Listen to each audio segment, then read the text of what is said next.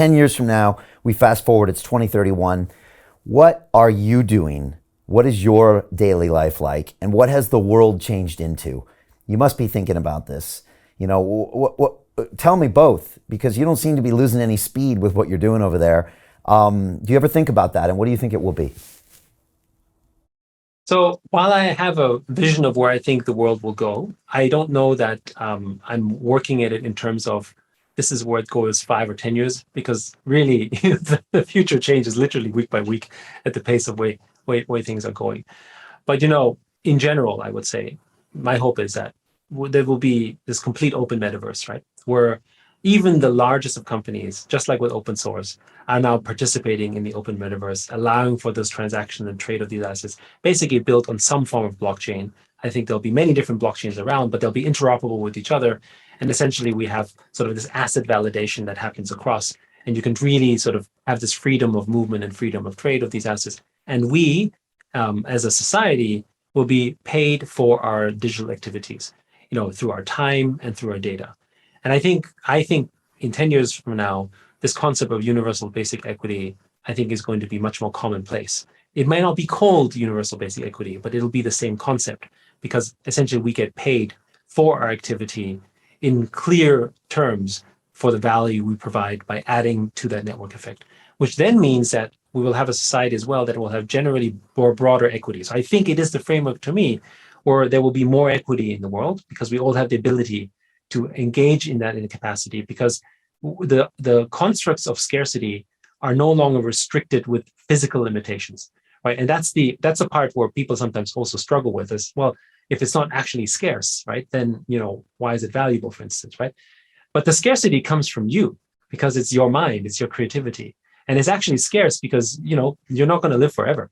So whatever you're thinking of will have a finite date, sadly, right? And that makes it truly precious. And what makes it precious is whether you choose to work, or whether you choose to spend it with your family, or whether you choose to build a new business. That is how you choose to spend your time. And that is what's really scarce. And that is the basis of where I think the world hopefully will go to. And for ourselves, I don't know, right? But generally, if it's 10 years from now, I actually think I'll be continuously still kind of doing what I'm doing, maybe in different ways, but still actively building, the open metaverse and engaging in it. Because I think 10 years from now, there's going to be new challenges that will emerge that will be also coming there. And I think if we do it right, we will continue to be meaningful players in the space to try to help shape it. So we have a role to play, but not as one that owns a space, but just simply one that is an influential voice, as everyone else has a sort of an interest in its success, because we own a stake, but we don't control it. And I think that's kind of where I would like it to go for all the major players in the digital world. I see digital equity as that way of delivering property rights to all, right? And actually as a way where we can actually sort of really then have our by owning our digital data, we basically own our digital life, which basically means we actually have real freedom to do what we like to do, which is really, in the end of the day, what we can all hope for. And in that idea, that's the idea of America, right? I mean, when I grew up in Austria, I didn't know what America was like at all. And actually visiting America, I came there actually in the early 90s. And my first sort of place was, actually in Worcester, Massachusetts, which was not a great place at the time, right? Because of the height of recession and everything. It was completely not what I imagined America to be like, because America was just recovering or just coming out of a pretty bad time. But the idea of America was all powerful, right? This idea that, you could build a better life, or that you had sort of, equality, freedom for all, human rights, all these things that sort of, America stood for. That was the powerful thing. And I think, to me, the open metaverse represents the same thing, which is we're never going to get there exactly that way, right? Utopia, or the best environment that we can think of, is something to strive for. But in that sort of attempt at perfection, we will continue to chip away at making it better, right?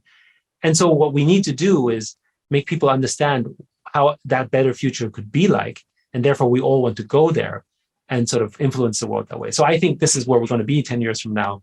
We're not going to be at the end point.